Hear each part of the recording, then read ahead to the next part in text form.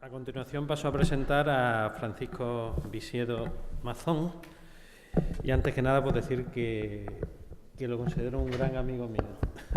Hemos coincidido hoy rememorábamos desde los últimos años 90 que ya hicimos un viaje a Canadá y otros anteriores y desde entonces mantenemos una entrañable amistad. Por entonces éramos letrados de a pie y después hemos acabado aquí en este lío de ser letras mayores. Además, él en un parlamento con bastantes conflictos que ha habido y a mí me ha tocado también estar al frente del letrado mayor, siendo letrado mayor en un parlamento en minoría. Pues él es, aparte del letrado de las Cortes Valencianas y en la actualidad letrado mayor, es profesor de Derecho Constitucional, tiene muchísimas publicaciones en el ámbito del derecho parlamentario y, por lo tanto, un gran experto en la materia que viene a tratar hoy, como es la transparencia parlamentaria y muchas otras. Muchas gracias, Francisco. Paco, perdón. Muchas gracias. Y te doy la palabra. Junto con la Universidad de Extremadura, el Departamento de Derecho Constitucional y José Ángel Camisón.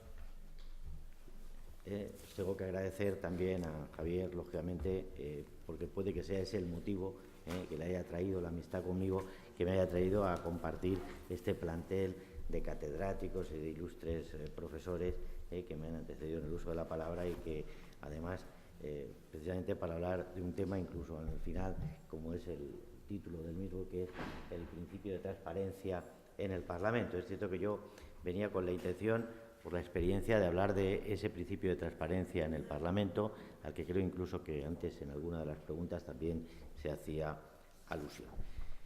No obstante, pese a que se han producido cambios notables en el reglamento parlamentario de Extremadura y en el de las Cortes Valencianas, en las últimas sesiones plenarias, tanto en un caso como en otro, yo veréis como después pasaré todos esos power rápidos para intentar acortar al máximo posible la intervención y así poder entrar en lo que es la parte mucho más general, y si alguien luego quiere alguna cuestión, pues la podemos tratar con posterioridad.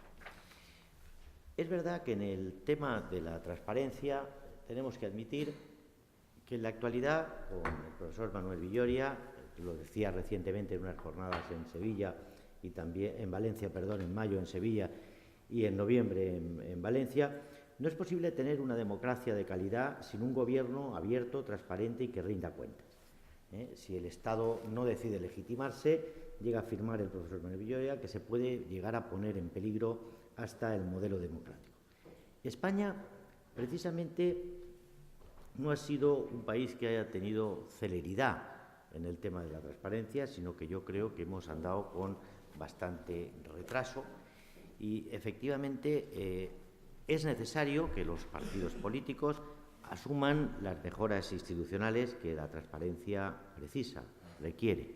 Como os digo en el POWER, es necesario que se permita el acceso público a la información, un mayor cuidado de las formaciones políticas en la selección de sus candidatos, una reforma de la ley electoral, todo eso lo hemos hablado antes, un mayor compromiso de los cargos públicos en la rendición de cuentas y una lucha contra la corrupción tanto en el seno de los partidos políticos como de las organizaciones empresariales y de las organizaciones sindicales. El problema hoy, también se ha tratado en las dos conferencias anteriores, es la desafección, la desconfianza de los ciudadanos con los partidos políticos, con las instituciones públicas.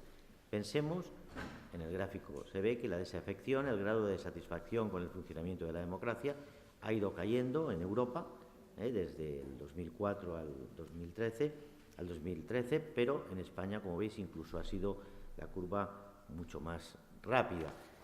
En los estudios del CIS, entre octubre del 2014 y marzo del 2015, cuando se le pregunta a los ciudadanos cuál es el principal problema, pues el paro sigue ocupando un 76-80%, pero la corrupción y el fraude está entre el 42 y el 50%, entre los tres principales problemas. Los políticos, los partidos, la política, entre un 20 y un 23%. Fijaros a qué distancia se sitúa de lo que para los ciudadanos es el problema de la educación, de las hipotecas, de la sanidad, que están muy lejos de los partidos políticos, la corrupción, la política.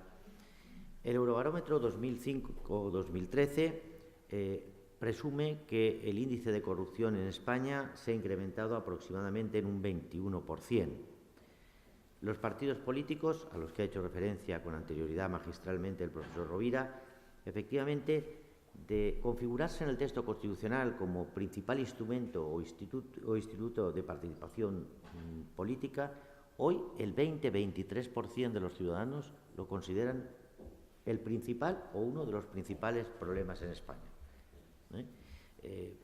El domingo, Santos Juliá, en El País, lo comentábamos anoche cenando, decía, bueno, no es algo nuevo, también ya en el 82, cuando los socialistas ganaron las elecciones, se oía decir a algunos, ojo, que yo no soy político, pero efectivamente eso se ha incrementado en la actualidad con una desafección tremenda. En los estudios de la Unión Interparlamentaria también apreciamos cómo la confianza en los parlamentos es de un 31%, con un grado de desconfianza de un 61%, pero en España eso llega a extremos de un 79% de desconfianza en la institución parlamentaria frente a un 21% que manifiesta tenerla. Los parlamentos autonómicos aún se sitúan más lejos de esa confianza y es cuando surgen algunas posiciones populistas que cuestionan la existencia de los propios parlamentos autonómicos, el excesivo número de diputados o diputadas, la dedicación exclusiva, si deben o no dedicarse exclusivamente al Parlamento, el sueldo que cobran los parlamentarios. Y bueno, hay otras posiciones que son las que propone la sustitución de esta democracia representativa por un sistema de participación directa. ¿Por qué se produce esa desafección? Bueno, en las dos conferencias anteriores también hemos visto que se citaban justificaciones. Bueno, yo os coloco tres como resumen. Uno es la capacidad real del Parlamento para controlar al Ejecutivo. También podríamos decirlo más generalmente para hacer algo. ¿Por qué? Porque nos damos cuenta cómo las mayorías parlamentarias están supeditadas, lógicamente, a lo que dice el Ejecutivo. Prácticamente se intenta impedir cualquier acción de la oposición, cualquier iniciativa de la oposición que ponga en cuestión a la mayoría. Por lo tanto, no se ve el Parlamento como algo que realmente nos represente. Por otra parte, también lo decíamos, la selección de candidatos. Esta mañana se ha planteado varias veces y en las dos conferencias. Cuando los partidos seleccionan a sus candidatos a cualquier tipo de institución, son más méritos partitocráticos o orgánicos los que se tienen en cuenta que efectivamente de carácter personal. Por lo tanto, el Parlamento no es proveedor de líderes políticos. Y luego la aparición de nuevas vías de participación que lógicamente están cuestionando la democracia representativa, pero es que así como otros países, y cito los casos del Parlamento británico, el Parlamento francés o el Parlamento de los Estados Unidos, han arbitrado medidas para favorecer esa participación, sin embargo en España vamos a años luz de esa realidad.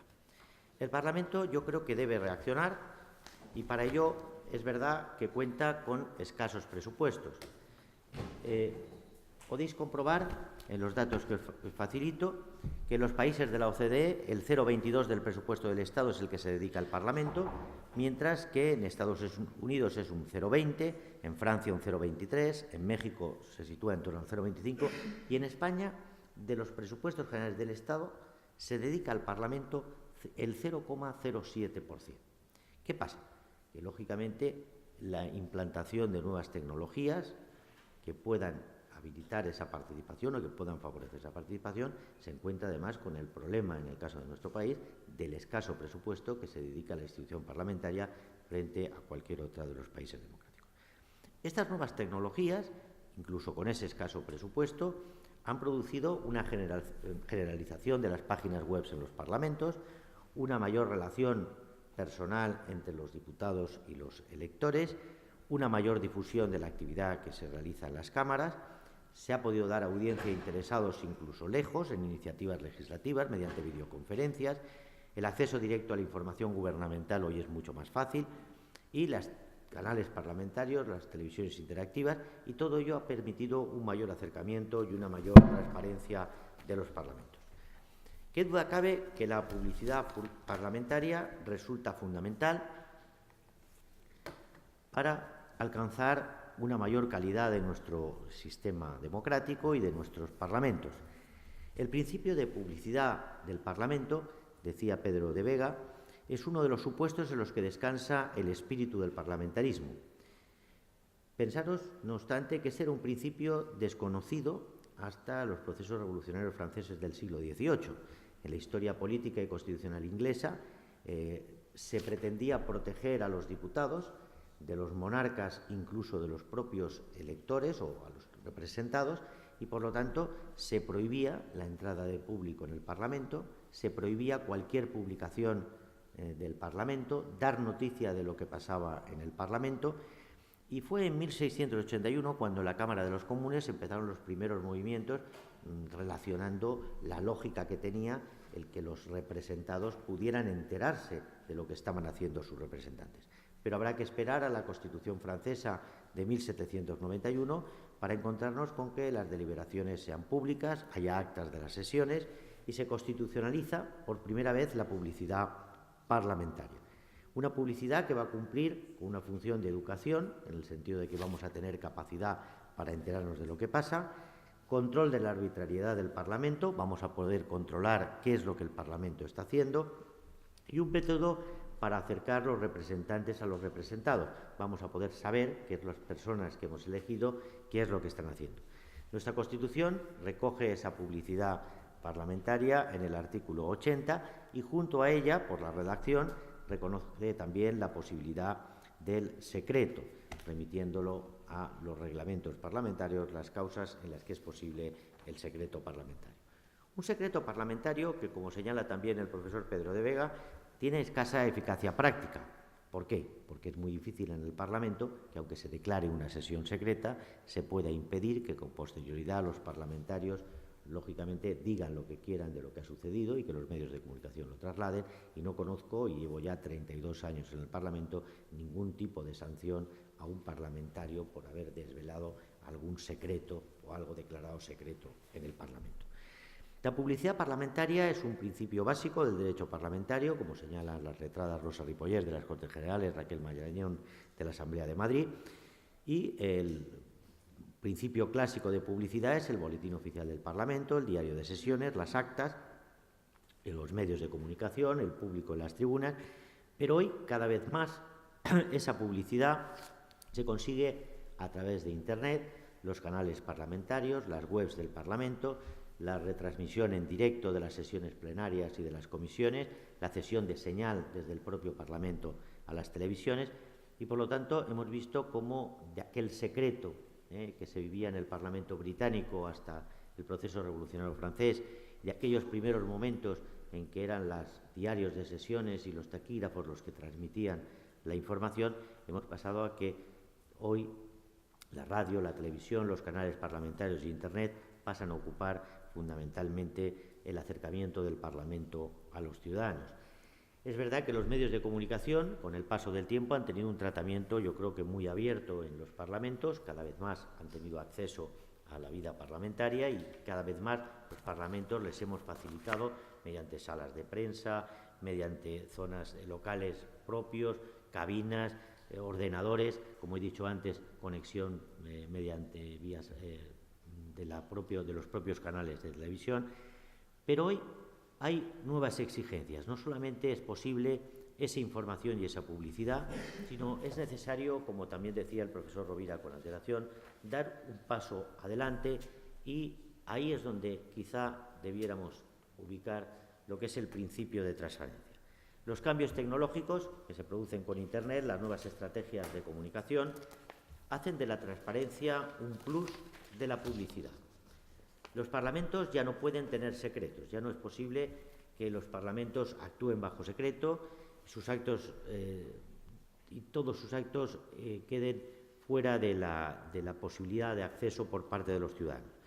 Por lo tanto, la transparencia hoy, como señala la letrada de las Cortes Generales en un excelente trabajo, Paloma Martí de Santa María, los parlamentos hoy, o la transparencia hoy, forma parte de los principios democráticos, con la misma importancia que la libertad de expresión o que el derecho de participación política.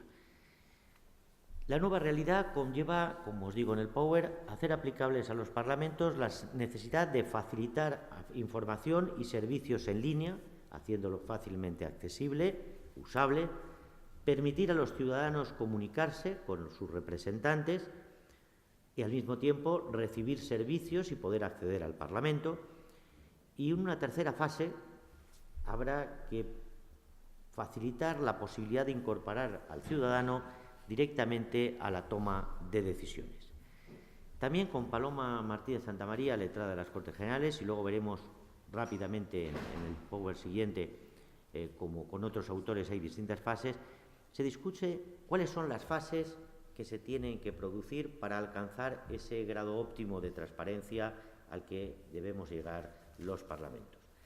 Ella habla de una primera simple distribución de información a través de las páginas web de todos los parlamentos, la posibilidad de abrir correos que permitan el contacto directo entre representantes y representados, hacer oferta de servicios y transacciones online, con lo cual el Parlamento mantiene relaciones ya habitualmente incluso a nivel contractual con empresas a través del correo electrónico y no necesariamente mediante la presentación de papel en el registro, la integración horizontal de los ciudadanos y de los diferentes organismos públicos, permitir a través de la entrada a nuestra web parlamentaria que desde la web parlamentaria se conecte con el resto de instituciones y, en último lugar, la letrada Paloma Martínez Santamaría habla de la participación ciudadana en la toma de decisiones, esto es, posibilidad de votar de forma electrónica, discutir en foros, realizar encuestas de opinión.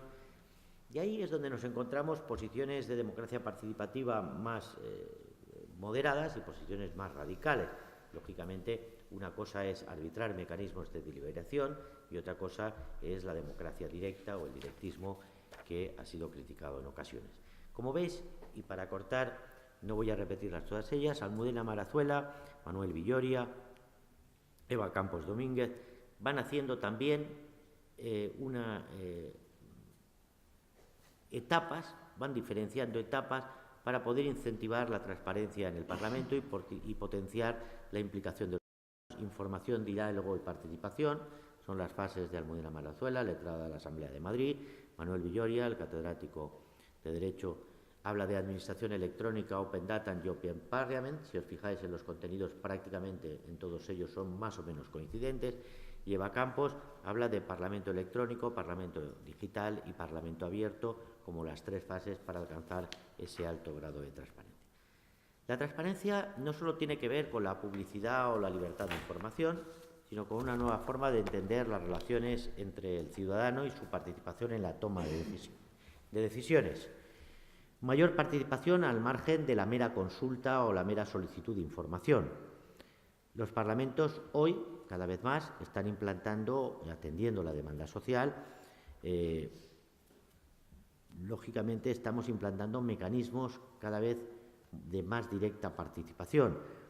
El Parlamento del futuro requiere mayor transparencia y, por lo tanto, es necesario que, sin caer, como digo, siguiendo al profesor Manuel Delgado, en una fe ciega en Internet, una autopista, como dice él, sin señales de tráfico, sí que debemos aceptar que las nuevas tecnologías permiten, como han permitido, la generalización de las páginas web, incluso las páginas web personales de los parlamentarios, una relación directa de los parlamentos con los ciudadanos, la participación cada vez mayor de estos, de los ciudadanos, en las actividades del Parlamento, la colaboración de expertos, el acceso a la información gubernamental por parte del Parlamento, una mejor y mayor fiscalización parlamentaria y el desarrollo de una comunicación ágil e interactiva que permite seguir directamente por Internet la actividad de las comisiones y de los plenos de las cámaras. Todo ello va a reducir seguramente esa desafección que veíamos al principio entre los ciudadanos y el Parlamento, mejorando posiblemente la satisfacción en el Parlamento, en la institución y en el sistema democrático. En la realidad actual, anoche lo comentábamos también el profesor Camisón y el profesor, lo comentábamos ayer cenando, de cara a la transparencia, parece que sí que es fundamental admitir que la existencia de regulación jurídica ayuda a crear esa cultura de la transparencia y a profundizar en ella.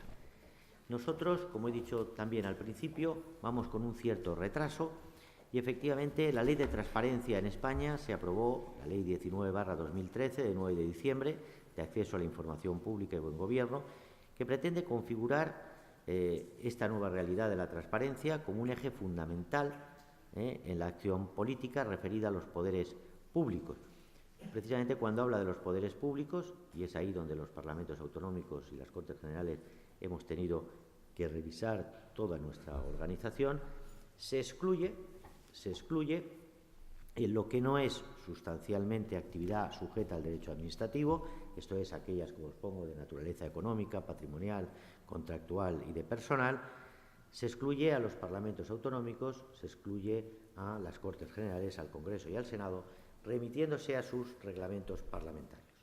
Es verdad que hoy, como os digo, la mayoría de las webs parlamentarias, de los 17 parlamentos autonómicos y de las Cortes Generales, el Congreso de los Diputados y el Senado, van dando cumplimiento a esta obligación de la Ley de Transparencia, incluyendo en algunos casos secciones de transparencia, aunque no todos los parlamentos lo han hecho como tal y algunos se limitan exclusivamente a dar la información.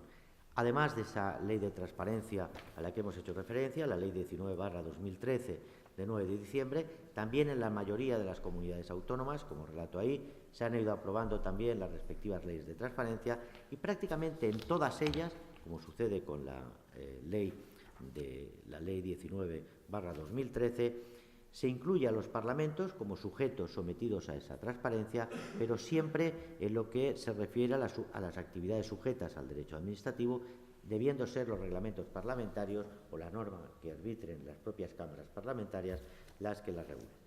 Efectivamente, la aplicación de todas estas leyes de transparencia autonómica y de la ley de transparencia estatal en el seno de los parlamentos no ha sido rápida, no ha sido con celeridad, pero poco a poco se ha ido haciendo y efectivamente yo creo que en realidad el principio de transparencia hoy cada vez más empieza a ser entendido por los parlamentos, o empezamos a entenderlo mejor, y sí que aparece como un remedio para esa crisis de desconfianza de los ciudadanos y la institución parlamentaria.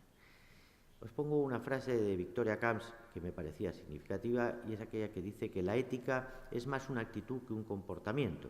Yo creo que en los parlamentos en estos momentos estamos más en la fase de comportamiento que en la fase de actitud, es decir, hace falta que los parlamentarios, que los órganos rectores de los parlamentos, que los que trabajamos en las instituciones parlamentarias aceptemos efectivamente como una actitud personal que esa transparencia es lo normal y habitual.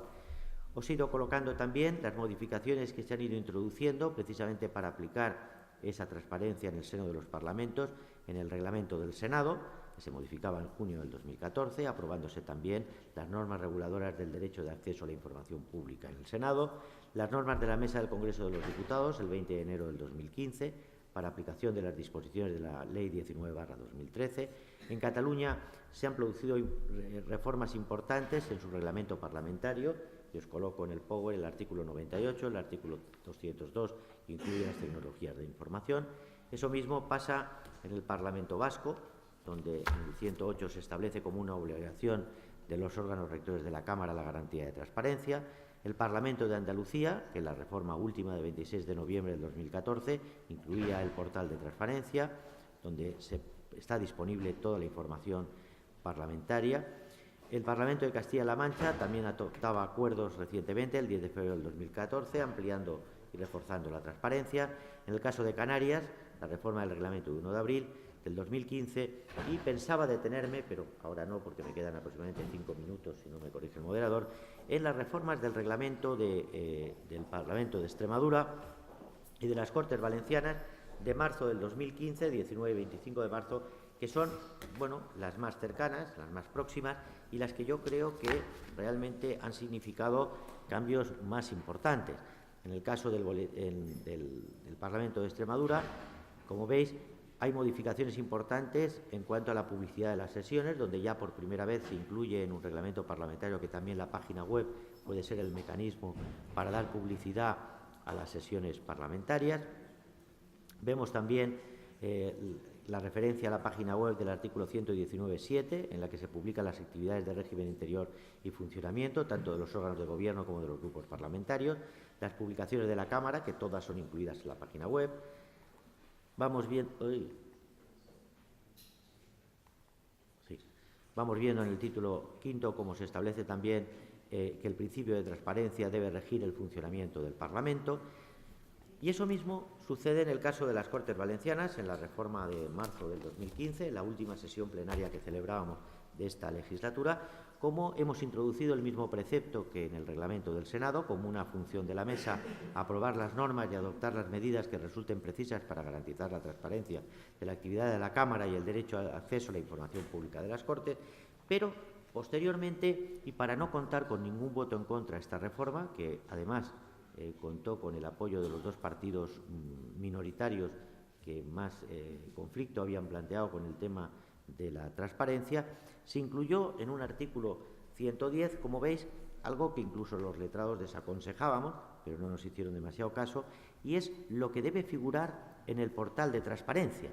¿Por qué? Porque nosotros creíamos que con lo que era la redacción anterior, esa modificación genérica de aprobar las normas y adoptar las medidas que resulten precisas para garantizar la transparencia de la actividad de la Cámara, posteriormente deberían ser esas normas las que pormenorizaran esa transparencia. Pero para conseguir el consenso en la reforma del reglamento, los grupos minoritarios pusieron como condición sine qua non que se incluyera en el propio reglamento. El Partido Popular, partido mayoritario, lo aceptó y, por lo tanto, se incluyó. Ahí, vuelvo otra vez a... Y como veis, fijaros, el artículo 110, como dice, les Corts contarán con un portal de transparencia en el que conste al menos la siguiente información. Y patatín patatán va contando toda la información, fijaros. Fijaros qué precepto del reglamento, en el que un apartado destinado a la participación ciudadana, un apartado relativo a los diputados y diputadas. Igualmente en el portal de transparencia se información relativa a la propia institución, a la mesa, a la Junta de Síndics, a cualquier comisión, incluso a los grupos parlamentarios. Y eso mismo, como habéis visto, pasaba antes con un apartado que conste la organización y el funcionamiento de la Cámara, un apartado que trae la información presupuestaria, económica y financiera. Por lo tanto, hemos hecho una modificación del reglamento junto a lo que era ya común, que era la participación en el procedimiento legislativo, que nos sitúa, lógicamente, entre los parlamentos que más minuciosamente hemos regulado todo lo relativo a la transparencia, como veis también a la participación ciudadana en muchos aspectos. En los últimos años, por tanto, como hemos visto, han habido cambios significativos en todas las webs parlamentarias, en la web del Congreso de los Diputados y del Senado, en las asambleas legislativas de las comunidades autónomas, en los parlamentos autonómicos, a través de las cuales se abren a los ciudadanos, dejándoles conocer la actividad del Parlamento y favoreciendo su participación. En esas webs de los parlamentos, en general, se ofrece información sobre el Parlamento, información sobre las funciones que desarrolla el Parlamento, posibilidades de búsqueda de la información más o menos ágiles, según los motores con los que contemos cada institución parlamentaria, una accesibilidad directa y fácil y posibilidades cada vez mayores de participación y relación directa con los parlamentarios. Las páginas web de los parlamentos, en la actualidad, yo creo que cubren la función más importante de información de las cámaras parlamentarias. Aparte de retransmitir, como he dicho, íntegramente las sesiones del Pleno y de las comisiones y de asumir las publicaciones, ya prácticamente no hay publicaciones en soporte papel en ningún parlamento, de los boletines del Parlamento y de los diarios de sesiones, son un medio poderosísimo para ofrecer información a los ciudadanos y también para facilitar, además de esa información a los ciudadanos, que los ciudadanos puedan, a través de la página web de los parlamentos, conectarse con sus representantes, conectarse con los parlamentarios. Yo creo que el camino iniciado por los parlamentos es positivo, anoche lo discutíamos también, pero quedan fases por cumplimentar. Nuevamente, una de las letradas de las Cortes Generales que más ha trabajado sobre el tema de la transparencia, a la que hemos citado ya en varias ocasiones, es partidaria de continuar ese camino, incrementando la información en las páginas web, dando una accesibilidad más ágil. Por lo tanto, necesitamos presupuesto para que nuestros motores sean cada vez más rápidos, mejorando, por tanto, esos motores de búsqueda, incluir todas las tramitaciones parlamentarias.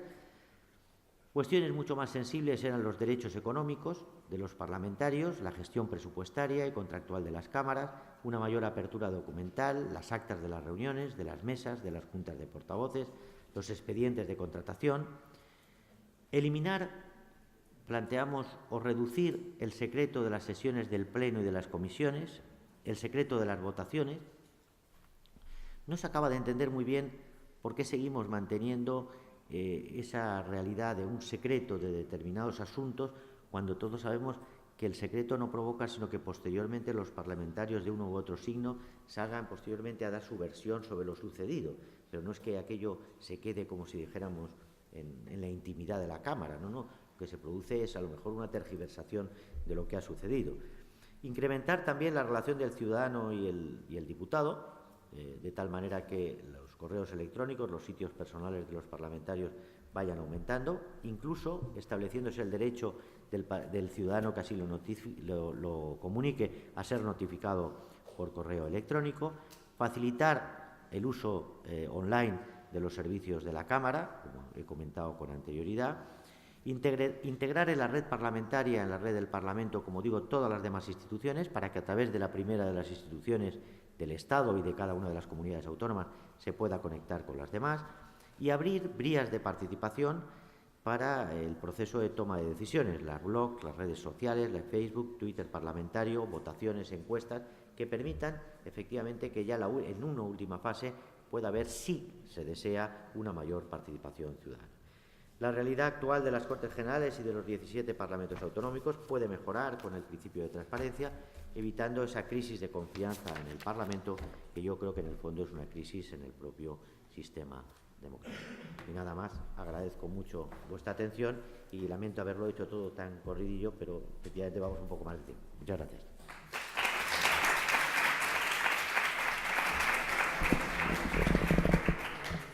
Agradezco la rapidez, pero la claridad en la exposición, como por otro lado estaba seguro cuando lo invité que no era por amistad, sino era porque su conferencia iba a ser muy interesante para todos. Si hay alguien que quiera hacer algún tipo de intervención, ¿solo una persona? Por hacerlas todas seguidas y luego que conteste. Si solo hay una. Sí, y yo, Javier, solamente para pedir disculpas porque equivoqué antes las preguntas. Sí, eran referidas a esta ponencia y no a la anterior. Entonces, siendo muy breve también, efectivamente la transparencia será un avance, pero yo encuentro cuestiones en las que los parlamentos no ejercen la transparencia. Reitero lo que dije antes, porque creo que es ahora el momento y con muchísima brevedad. No sabemos del beneficio que ha supuesto la profesionalización de la dedicación parlamentaria en los parlamentos autonómicos. Usted ha dicho algo que me preocupa especialmente. Habla de derechos económicos de los parlamentarios. Yo no sé que ser parlamentario sea un trabajo y no sé hasta qué punto tiene que generar derechos económicos, cuando hay antecedentes múltiples de lo contrario, de ejercer la actividad parlamentaria sin que haya una contraprestación o una liberalización a efectos económicos. Y no encuentro por ningún sitio, por ejemplo, dos cuestiones. El control de la actividad en el ámbito de las personas jurídicas de los parlamentarios, que ya expliqué antes y no reitero, y, por ejemplo, tampoco aparece el control de la asignación de los parlamentos a los grupos parlamentarios, que tengo la duda de que muchas veces vaya directamente a la financiación de los partidos políticos en su ámbito. Estas cosas, por lo que yo compruebo, precisamente a través de la red, generalmente no se publican en las páginas web, incluso no se publican en los boletines oficiales de los parlamentos, y obedecen a acuerdos de las mesas o de los órganos de gobierno del propio parlamentario, de los que no se da ninguna publicidad. Lo dejo simplemente como anotación y como reflexión a los efectos de que yo creo que esta es la verdadera transparencia que en este momento importa a los ciudadanos. Muchas gracias.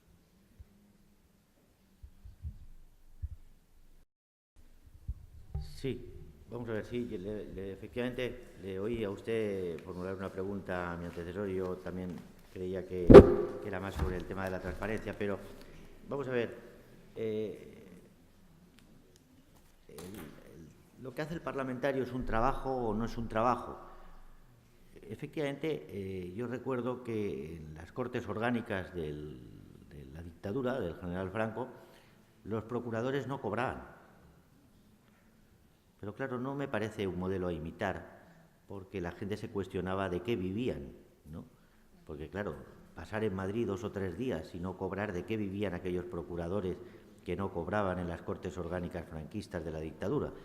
Por lo tanto, yo, un profesor de Derecho Constitucional, de Derecho Político, letrado de las Cortes Generales, al que yo quería mucho y falleció, don Manuel Fraga Iribarne, se llamaba, a lo mejor lo conocen, decían que la gratuidad en la dedicación parlamentaria garantizaría el silencio de los pobres, claro, porque efectivamente solo podrían dedicarse a la política las grandes fortunas que pudieran estar en el Parlamento, oye, por hobby, pero jamás cobrando un salario. Pero claro, una persona que sea un profesor o un maestro o cualquier cosa necesita, lógicamente, para poder vivir y dedicarse al Parlamento, tener un salario. Por lo tanto, yo creo que en esto hay que tener cuidado.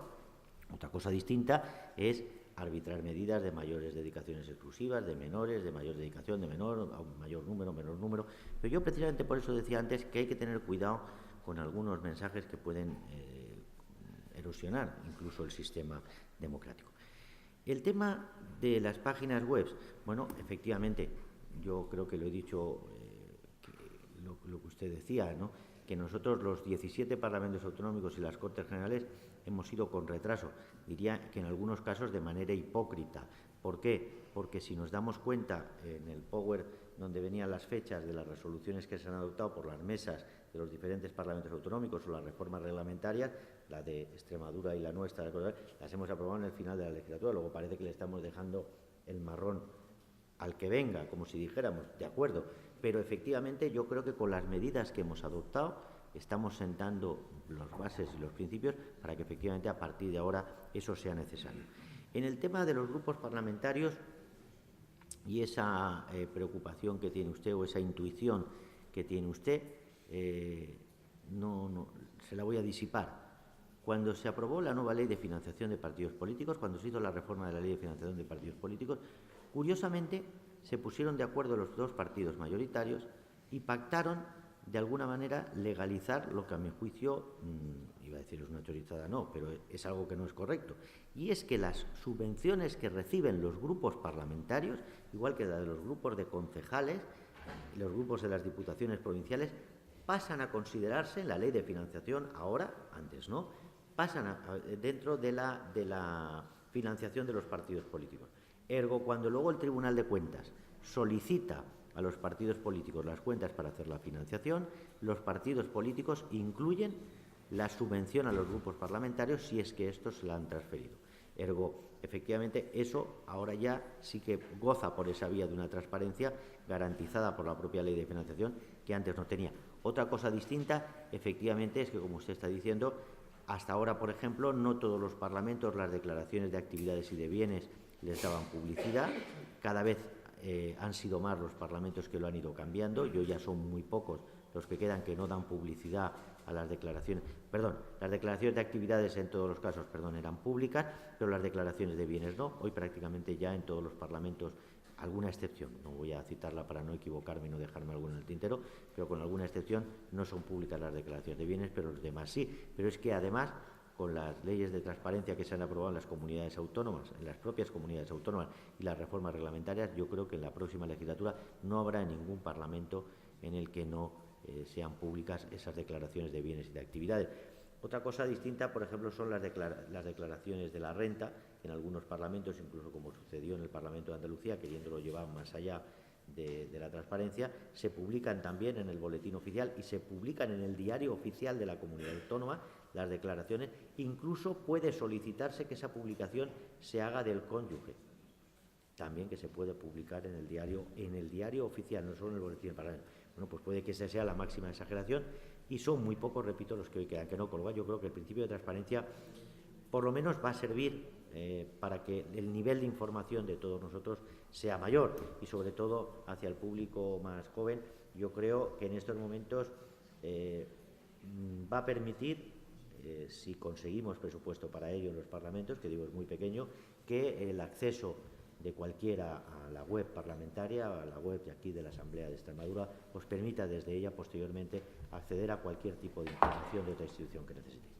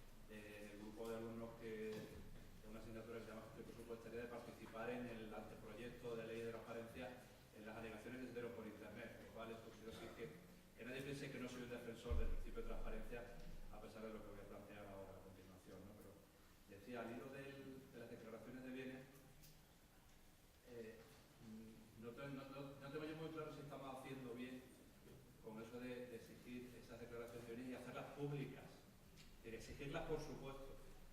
Y es muy fácil. Se exige la foto al inicio y vamos a ver la foto al final. Y si hay una diferencia importante, entonces no hay que publicarlo, simplemente hay que mandarlo a la Fiscalía. Quizás sería más acertado que no sacar todos los datos y entre comillas, desnudar a las personas. Yo, a título meramente anecdótico, yo he sido secretario general de la universidad durante unos años y estábamos obligados a presentar declaración de bienes.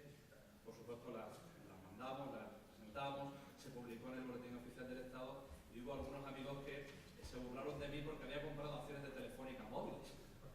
En aquel momento que fueron una ruina auténtica, entonces se reían de mí. No es que me importe, pero bueno, quiero decir, hasta ese punto conocemos la intimidad de unas personas que se dedican a lo público. Y lo digo con la siguiente reflexión. Quizá en este país hemos cometido un error. Y creo que hemos llegado tarde por la transparencia. Pero además lo hemos ligado a la corrupción. ¿Y la transparencia soluciona la corrupción? Hombre, facilita que se visualicen muchas cosas, pero ¿realmente es la solución a los problemas de corrupción? ¿O la mera transposición de información? Publicamos en la página web todo. Sí, pero los ciudadanos no quieren que se publique todo. Los ciudadanos también quieren entender lo que se publica, y ese es el problema. Y ese es el paso que no se ha dado, creo yo, en mi opinión, en este país, ¿no?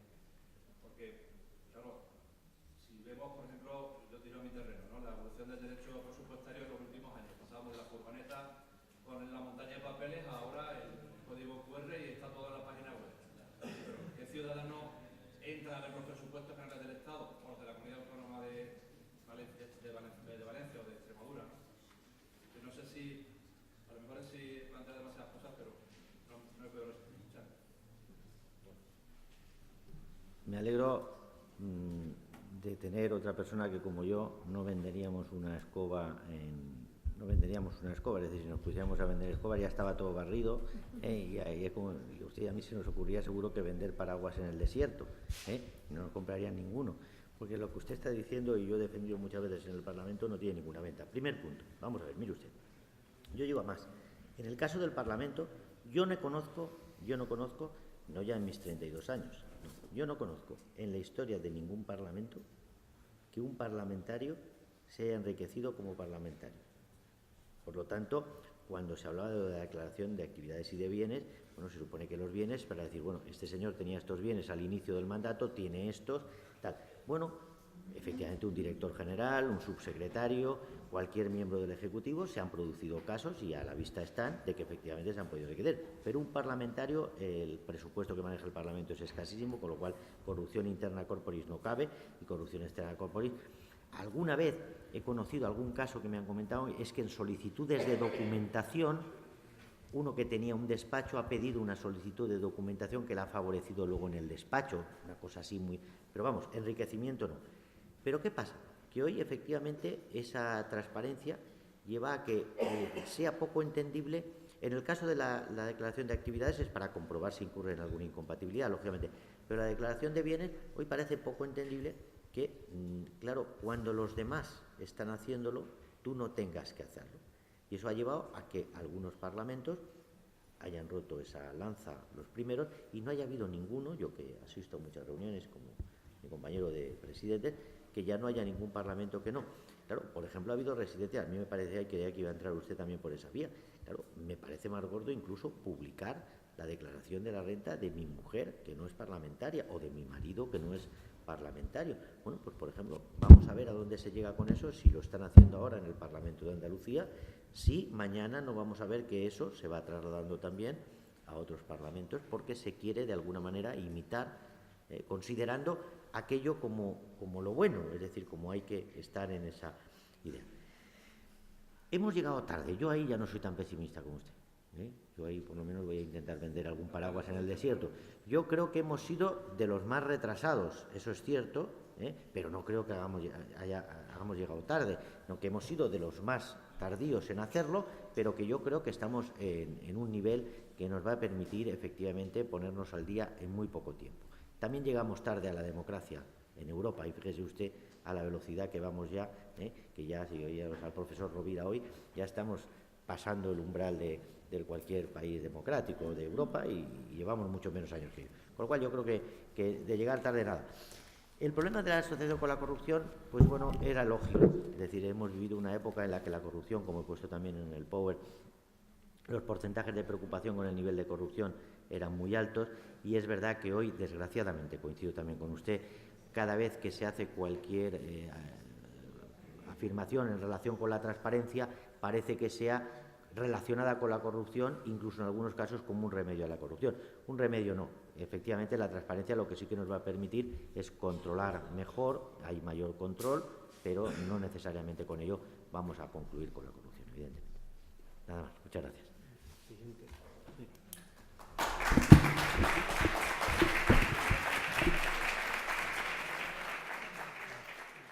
Damos por concluido.